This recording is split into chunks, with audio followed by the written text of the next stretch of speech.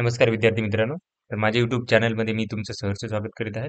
तर तुमच्यासाठी एका महत्त्वपूर्ण विषयावरती व्हिडिओ घेऊन आलो आहे. तो म्हणजे महाराष्ट्र शासनाच्या गृह विभागामध्ये जे पोलीस पदभरती आहे, तर त्याची तयारी जी आहे ती युद्धपातळीवर सुरू आहे. तर त्याची आज एक व्हर्चुअल कॉन्फरन्स म्हणजे जी की Google Meetद्वारे एक मीट होती आणि त्याच्यामध्ये काय झालेलं आहे ते तुम्हाला सांगेल मी. तर आज जर बघितलं तर तुम्ही ही VCचे होते आता 15 तारखेचे हे प्रचितीपत्रक आहे आणि त्याच्यानुसार आज जी मीटिंग झाली होती 11 वाजता सकाळी झाली होती.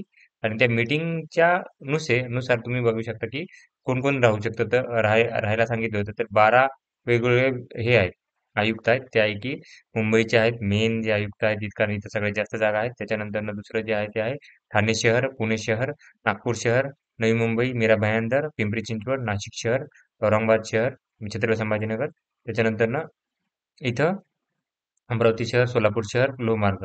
आता याच्यानंतर बघितलं तर पोलीस आयुक्त, उपायुक्त, मुख्यालय, कार्यालय, अधीक्षक, अस्थापना लिपिक हे सगळे काय केले की याच्यात हजर होते. हे लोक काय होते की हजर होते.